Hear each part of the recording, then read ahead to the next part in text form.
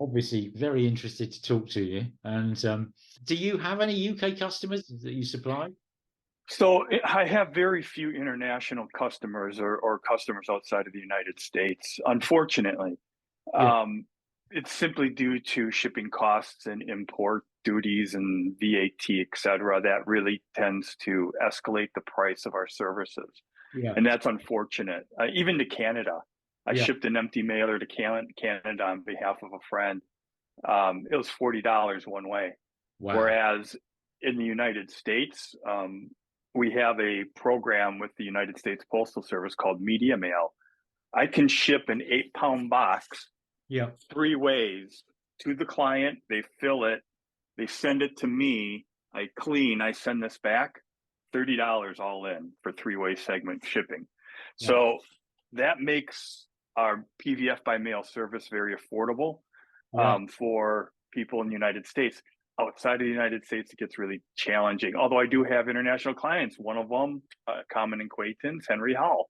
yeah, yeah, So yeah. So with if you're so that eight, did you say eight? Sorry, $30 you said for the 3-way shipping, yeah? And correct, that's for 8 records you could have in that. 16, Okay, and then 16. So so yeah, that's our small mailer. Okay, so yeah, this is our small mailer. yeah, We have a medium-sized mailer, which is for 32 records, and 3-way shipping is $40. yeah, right. And then we have our large mailer, which contains, it's a double box. It contains two 32 record mailers in them. So it's Yeah. a total of 64. And 3-way shipping for that is $60. Wow. Okay. Yeah. Yeah. So it's you're only talking like at that point not much over $1 a record for shipping. Plus, 3 ways. yeah. So that plus the what is it, $8? Is it $7, $8 for the full service? $8 for our archival Yeah, service. yeah, Um, yeah, we also offer flattening service at $12 a record. yeah. And then we have what's called our disaster recovery service, and that's also $12 a record. And I can talk to you about, what each one of those services entails. Yeah. Cool. I mean, I've looked at your website and that, and it's. I mean, I've got a disc. I've got an API Flat 2 disc flattener. Oh, So yeah. there's Furatech and a couple of others on the market, but Yeah, I've got something very similar. I've got 4 orb record flatteners. yeah, yeah. They're very similar to the Furatechs. Yeah, sure. Yeah. Do you find on that? I mean, I'll cut in now because obviously there might be things you don't want to share. You know what I mean? And if you let anything slip, just say, and I'll edit it out. You know what I mean? Okay, Or if we, sure. I mean, I'd rather just chat freely. But I appreciate, your business. You've gone into, you've worked out all your process, and I'm intrigued to know about that and chat about that. But Honestly, there on might that be stuff point, you Dave, want to keep I'm quiet. on that point. I'm actually very open. Here's the thing: my best clients are informed clients.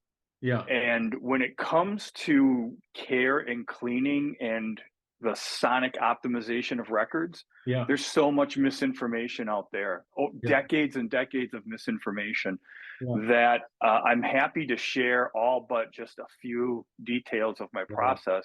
Sure. Because if anybody else has the madness to do what I've done here, well, jump on into the lake because the water is very cold and deep. Yeah. I mean, it's just, I mean, I wish, obviously, because of the shipping situation, that someone in the UK had put as much thought and time and trouble into it as what yours. I mean, frankly, I could do, if I was to offer a service myself, just using a combination of my lorry craft and a degritter, I could do better than anyone in the UK is offering that I'm aware of. Sure. But it's. I mean, I don't know if you've seen all my video. I think I've done 5 videos in all on record cleaning, and the first one was just because I talk about records, and I thought, well, let's talk about record cleaning because frankly, I think for the price of a disco anti-stat, that's makes an amazing amount of difference compared with not cleaning your records or using, worse still, some of the, you go into a secondhand record shop and squirt it and rub it with a dust or anything. Don't do that. No, you're doing far more harm than good. Yeah, it's don't do that. Don't do that. so so many simple things that people have adopted for record care and cleaning. They're well intentioned, but they get bad advice. They buy simple products, and they're doing more harm than good. And that's really my intent when I go live with my channel in a few weeks. I'm going to really focus on that. Of course, it's going to be to raise awareness of perfect vinyl forever. But going back to my mission statement of sorts, my best clients are informed clients. So it's going to be an educational, kind of more an opinion sharing content geared towards record optimization. But in the process, I'll raise awareness. For instance, I plan on buying and then doing really in-depth reviews of all record cleaning machines. Here's what it boils down to. You have people who are manufacturing products that if you use Turgiclean or Turgicol, whether it's the S9 or S7 version, those are really great detergents. I also used Triton X100 previously, but it's not available so readily anymore. The only downside, they're great as a surfactant and as a detergent, both are which are really important for cleaning with cavitation. The only downside is you have to be immediate and very thorough on the rinse, because to your point, and you're spot on, if you don't remove it, it does more harm than good. So when you have products out there, ultrasonic cleaners that range in price from $1,000 US to $6,500 US, and they don't have an answer for how you then effectively rinse the record, of course they're going to start putting out messaging that, you know, detergents and Turgitol are bad, and my gosh, it's used on oil rigs. So what? So it's dishwashing detergent. That doesn't make it bad to wash your dishes at the end of the evening after dinner. Absolutely. Yeah. So I mean, the other thing it's only very recently that I really kind of looked into ultrasonic cleaning, because it's, you know, I tried it a couple of times in the past, as I think I said in my first video, and that was with I mean, over the years I've tried just about, you know, every vacuum machine on the market, you know, and my choice was the Lorrycraft as the best for two main reasons, really. One, because at the time I was not playing a lot, but I do have a reasonably big collection of shellac 78s. Oh, very nice. I would not clamp all the slot vacuum type machines. You have to clamp the record really tightly, otherwise the suction will stop it turning. Correct. And I just, you know, clamping tightly shellac is just, you know, you're going to smash them. Shellacs are so delicate, and they're, you know, it's not like shellac 78s are going to get repressed anytime soon. Who knows? Cassettes are making a comeback, and probably 8-tracks are going to come back one of these days. So why not go all the way back to shellac 78s, right? Yeah. But that was really the only reason, and beyond that, it was just down to the quality of engineering. The better the engineering, the less air leaks you've got, the higher suction power you've got. And it's pretty much all there is to it, you know. But again, with that, I tried just about every commercially available fluid. But I mean, first job in the hi-fi industry was in the 80s, working in retail, and we had a Keith Monk's machine, which was common for a hi-fi shop to have in those days. Right. And we had a cleaning service. I think it was like 50p or £1 a record, and we just used the standard issue, which I think, if my memory serves me right, was 70% distilled water, 30% IPA, and a tiny dash of Ilfitol. Likely, you know, and that's not a bad solution to use today. I don't like Ilfitol. I don't like that as a surfactant. I found Sonic artifacts. Okay.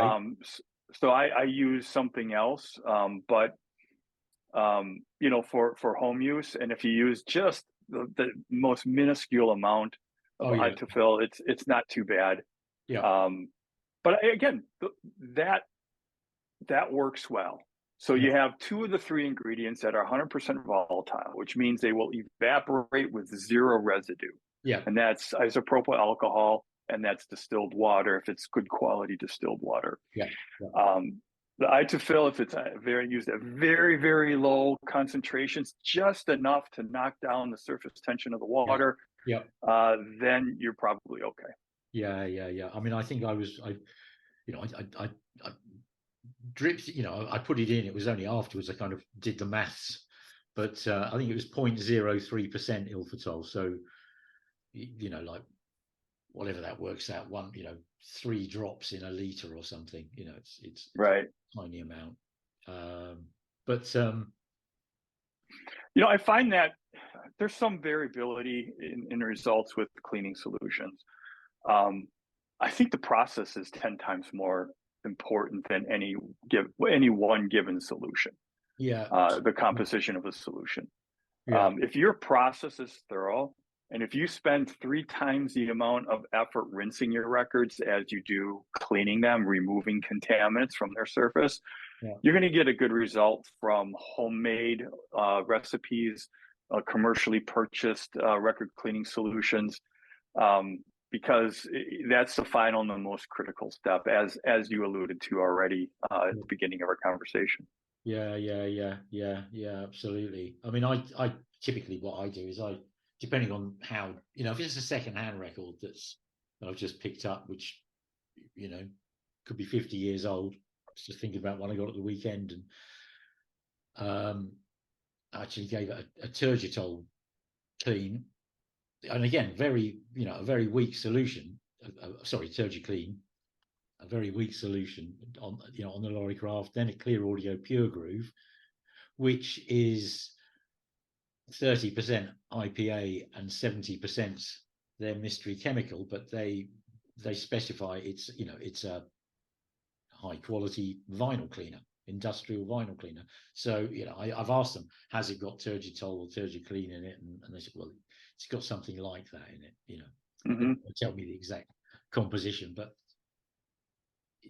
it's but I think I did that. Then a sort of a rinse on the lorry craft with distilled water and IPA, and then stick it in the degritter for 3 cycles just with pure water to effectively, that's the only ultrasonic bit. But with what I do with the machines I've got, that seems to be a pretty good method and solution. Yeah, that is a good process. Couple of things I would offer that you could consider doing. Yeah. So I'll back up a little bit and I'll knit it all together. Yeah. Vacuum style record cleaning machines are really effective.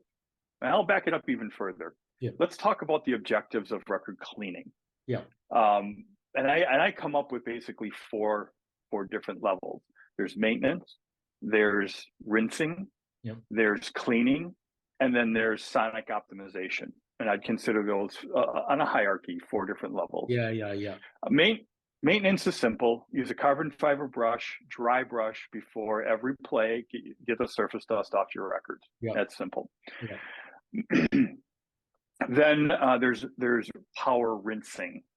And any ultrasonic cavitation machines, if you're using them and you're not using detergents and surfactants, what you're really doing is a power rinse. Yeah.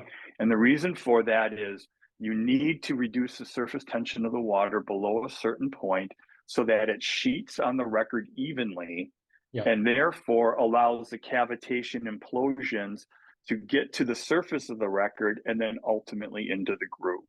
Yeah. So without that, you have implosions happening just outside the surface of the record.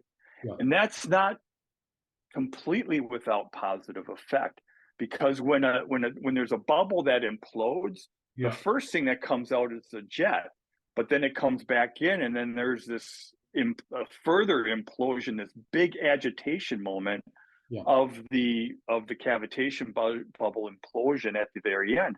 That creates a lot of agitation on the surface of the record, and that's a beneficial thing. Yeah. So if you're only using purified water with no detergents or surfactants, you're power rinsing your records. Yeah. If you then go to the vacuum style units, now you're actually using detergents, cleaners, etc.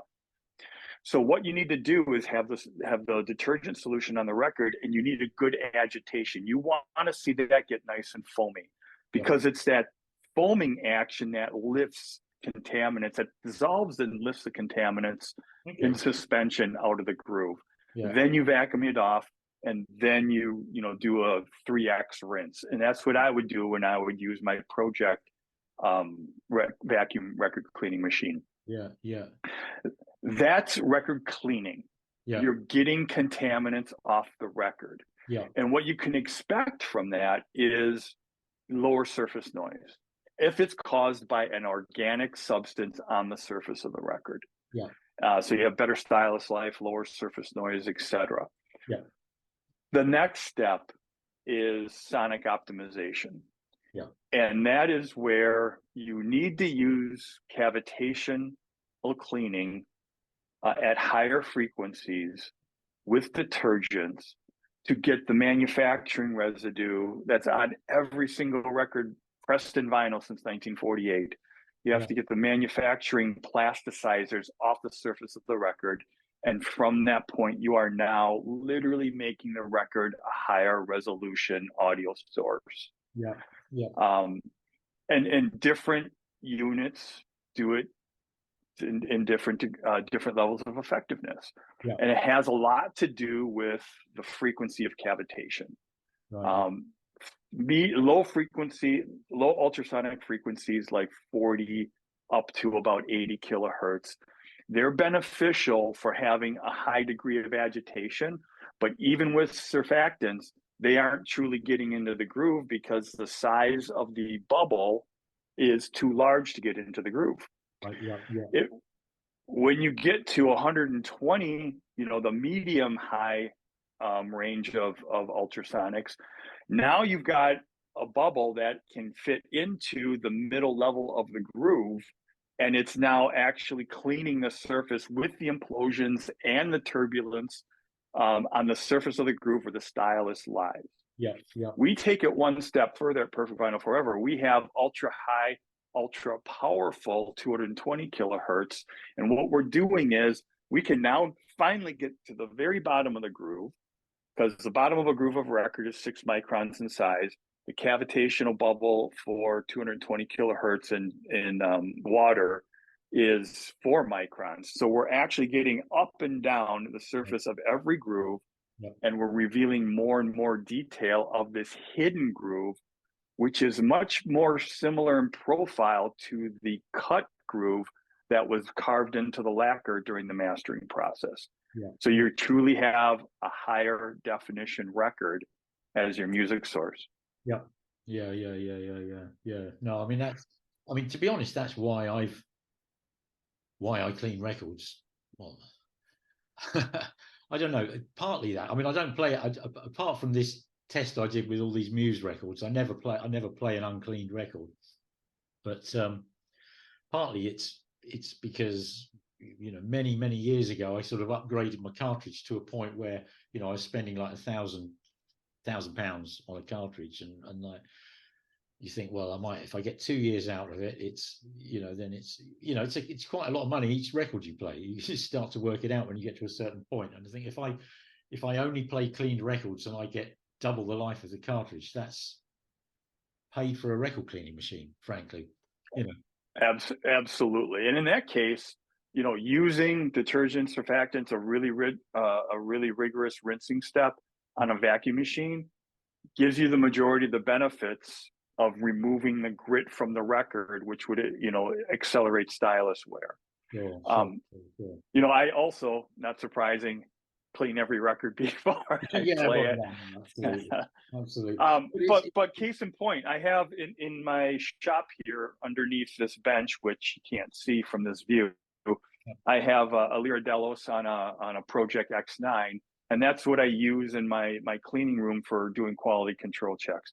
I've used that cartridge for 6 years. I have it inspected annually, and there's almost no wear showing on the stylus whatsoever. Yeah. I clean it after every play, just, using something like the little sticky pads. This is a Oh, DS yeah, Audio. I've got one of them. Yep. Yep. Exactly the same. And Yep. every week or so, I then wet clean it with a Stylus cleaning solution. So I Mm. look after it. Yep. But because all my records are cleaned to a very high degree, there's literally no wear, and I have thousands of, probably coming up on 2,000-3,000 hours on that Stylus. Yeah. And to your point, I just upgraded to a Lyra Etna Lambda for my reference rig, and yeah, the diligence with that cartridge is going to be even a bit higher, because No, that was certainly an absolutely. indulgence. Absolutely. But I mean, it's with cleaning and myself, it was, initially it is, you're thinking, well, buying secondhand records, you know, full of, crud, so to speak, and you want to clean that out because it'll, make your stylus wear out quicker. But very, very quickly, I realized that actually you're significantly improving the sound. I mean, even with a vacuum machine and chemicals, you really do improve the sound of a new record. And that was with the, when I did my sort of 6-way test, or 6 different copies of the same brand new record, cleaned in different Mm-hmm. machines. The more cleans you gave it, it became really apparent that the degritter, which is the only one that's using a high frequency ultrasonic, if you know what I mean, Yep. the sonic quality of the way the images were positioned, the solidity of each image, and just the way you can hear into the recording and the layering, it was becoming like, very equivalent to the difference between a regular pressing and a UHQR, say, of that kind of magnitude, I would say. I would 100% agree. When you do multiple cleans, so you were specifically testing the Humming Guru at 40 kilohertz in the segment that I was watching, correct? Did I recollect that? That was the I decided I wanted to get an ultrasonic machine, and I thought, well, I'll do I get a Humming Guru? It's the cheapest one, or do I, is it worth getting? And at the end of the day, you can ask everything. I'm just that kind of person that I need to find out for myself, because I'll always wonder, so I got the a Humming Guru and a degritter, and just even from the first clean, you sort of start to notice this sort of almost like a fingerprint or a signature sound of the cleaning. And the Humming Guru was really effective one clean. It was like, well, that's improved things, but it was just erring on hardness. Yes, that was the kind of direction it was taking it. Whereas the degritter on one clean was far more subtle, and in a way less impressive. But then you do 2 cleans, 3 cleans. I think by the time it was 3 cleans, it was sort of, oh yeah, no, I think that the degritter's really actually doing what I want to hear. And so you just keep pushing it to see, because there's a if you've got a fingerprint beginning to show, or a character, keep doing it, that character will become more and more apparent. And I think it was I got to 12 cleans, and it was is it actually damaging the record, this Humming Guru? So that's where I just went on and did it 25 cycles, 5-minute cycles on it. And there's no question it sounds bad. Yeah. Well, I have an explanation for that. Right. Okay. So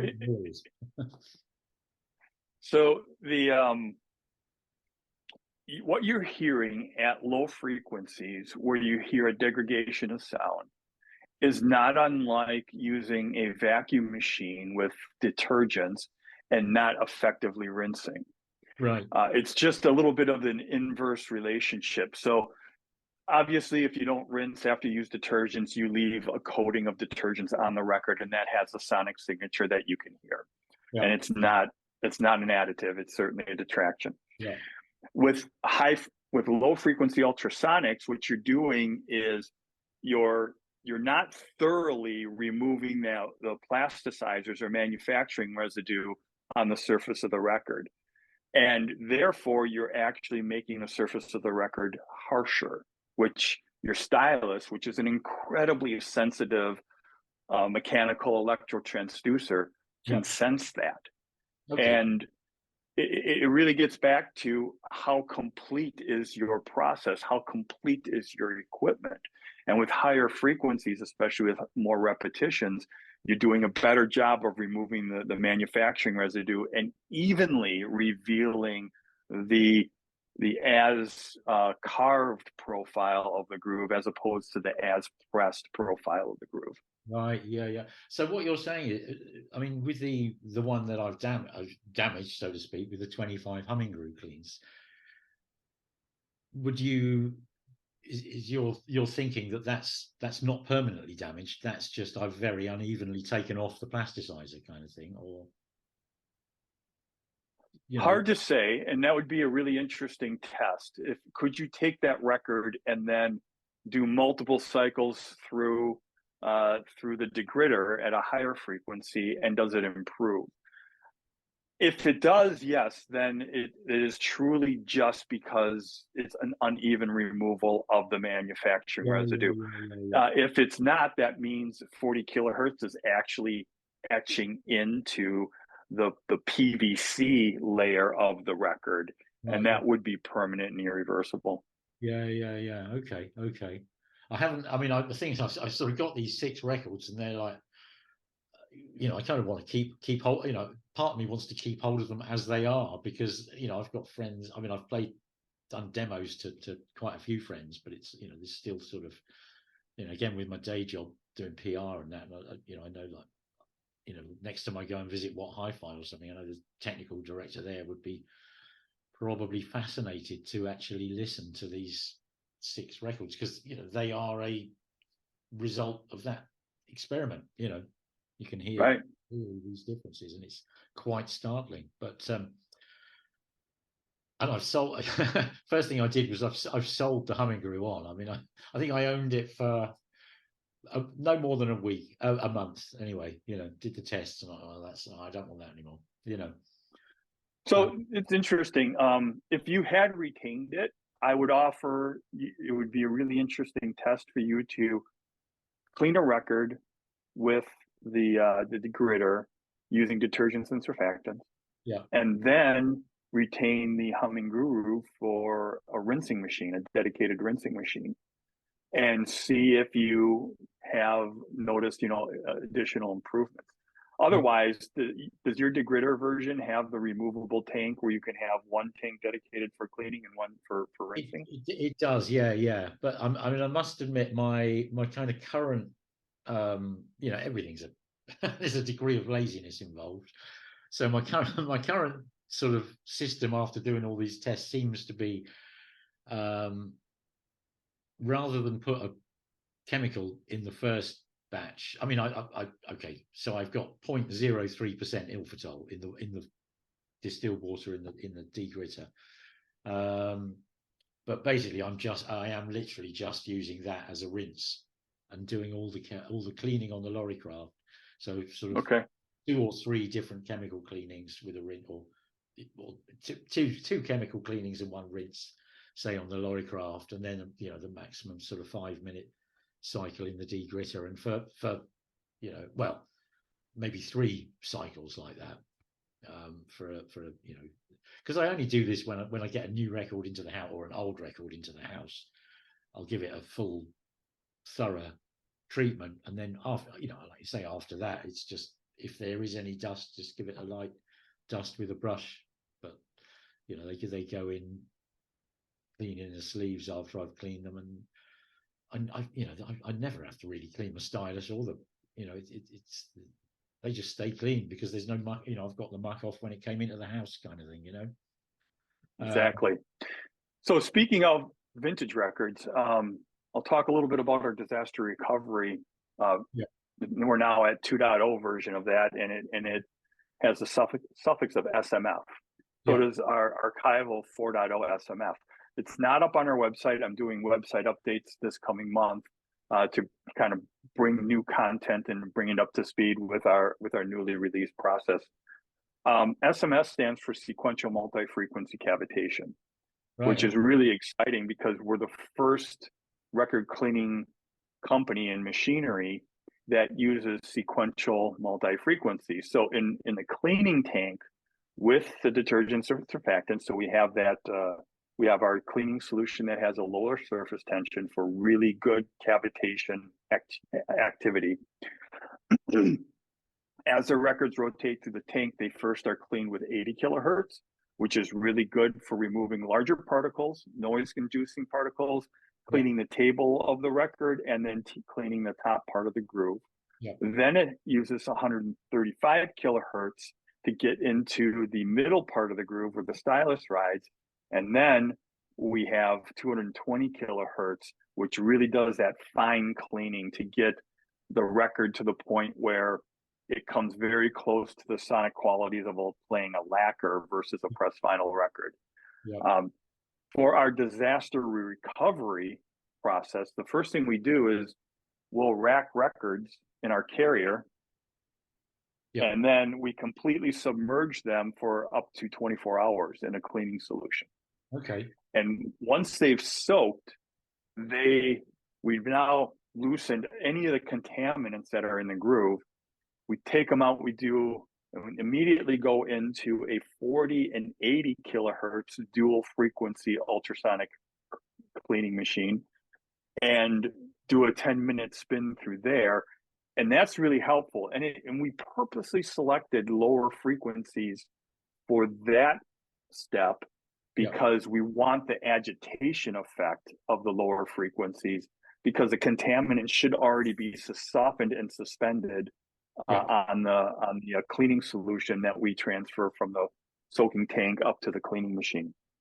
From there, we then run it through our archival process, which is the cleaning tank with our SMF technology. Then we go to our rinsing tank. We do another quick rinse in this tank here. Then we go to our ultrasonic rinsing tank, where we use ethanol instead of isopropyl alcohol, and water. And we have lab grade deionized water. So that's a completely volatile solution, meaning it evaporates with zero residue. And then we put it in. Sorry. Go ahead. I was just going to say, you say about ethanol versus IPA. I mean, I'm not a chemist. I've kind of read up on this. I don't, I'm not sure I understand why you would use one rather than the other, and what the difference is, frankly. So ethanol is a heavier alcohol, not by much, but it's a heavier alcohol. And from a sonics perspective, I've noticed that isopropyl alcohol can leave a little bit of a grainier sound to the record after it's been used. And then when I switch to ethanol, it has a softer, more organic sound to it. I wouldn't advise, I wouldn't go so far as to say don't use isopropyl alcohol. I think it's fine. But if you have the option and can compare the two, at least in my process, ethanol definitely had a better final effect. Right. Yeah. So with your two, I'm pointing here at the screen, but with your two ultrasonic tanks you've got there, are they both? I mean, I from reading your website on the previous one, the first one was 120, was it? And then the next one was 220 or something like that. Right. So if we go back to our Archival 3.0 process, I understood the benefits of different cavitational frequencies, and I applied them in the sense I had 135 in my cleaning tank, and I had 220 in the rinsing tank.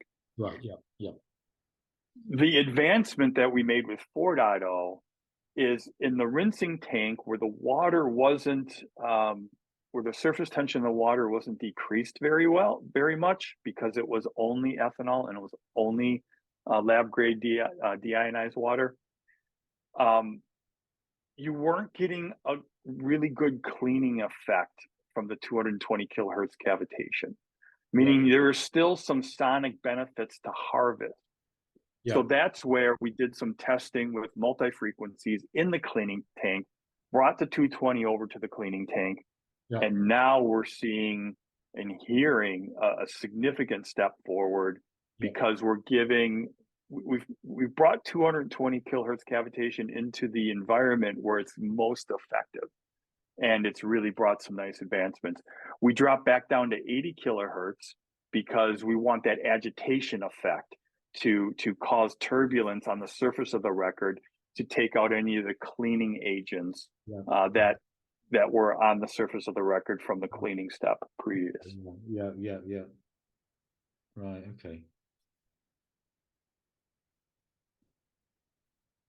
So your rinse is just water, just pure water and ethanol, a small amount. Correct. I mean, it's a percentage, very small percentage, or 20% actually. Oh wow, okay. Yeah.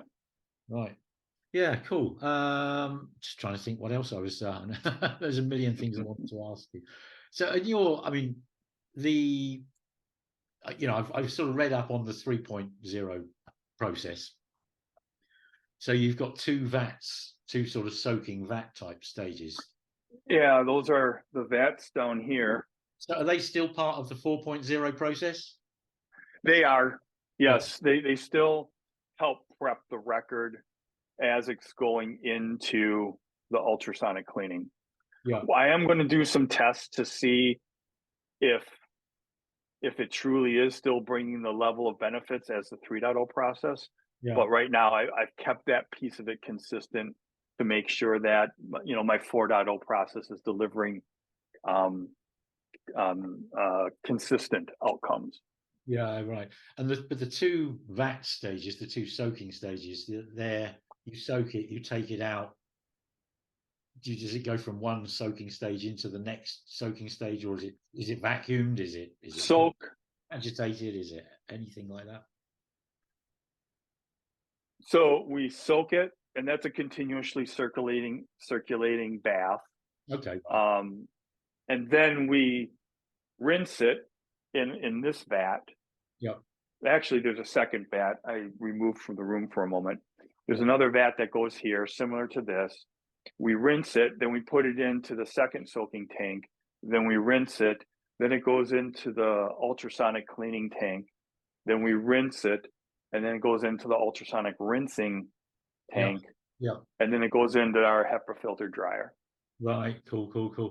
Do you find you have to regularly change your rinsing water? I mean, that's one of the things I mean, the way my brain works, I'll look at some people talking about squirting something on their record and then putting it in an ultrasonic machine or whatever, and you're thinking, well, say you put 1 milliliter of fluid on that disc and put it in there, then that's a 0.1% solution, and you do the next record, it's 0.2% solution, and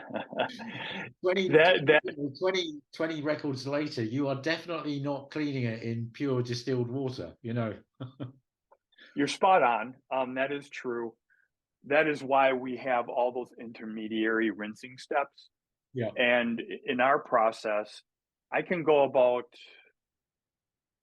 100 to 200 records, and then I swap out those standalone rinsing tanks. Yeah.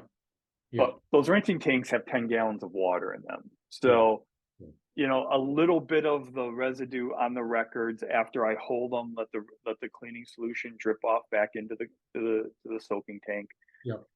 The few milliliters that gets transferred into 10 gallons, and then it goes into the next step, et cetera, et cetera. By the time you get to our ultrasonic rinsing tank, most of those contaminants are long gone, and the cleaning and the rinsing tanks and the ultrasonic machine are good for several hundred records.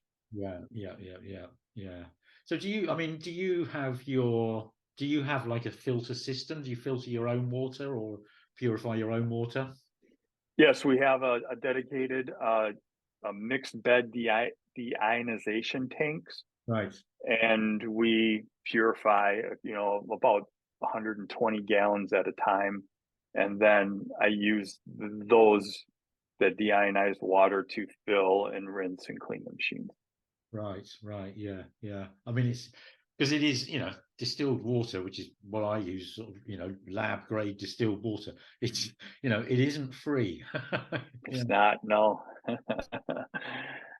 No, nor is my deionized water, because you know the cost of purchasing the filters and you know the subsequent monthly charges add up as well. But you know, I can justify it. It's a cost of me doing business.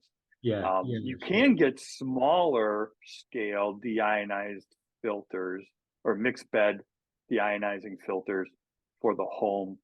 At least in the States you can. I'm sure you can in Europe as well. yeah, That might be a viable option for somebody who, you know, has, you know, a volume of records come in or in yeah. and out if you're a reseller. Yeah. I mean, I've seen, you know, I've never tried a KL audio machine, but you know, obviously I've seen videos with it, and I think the later versions, they're kind of designed to go with your own little water purification system, isn't it?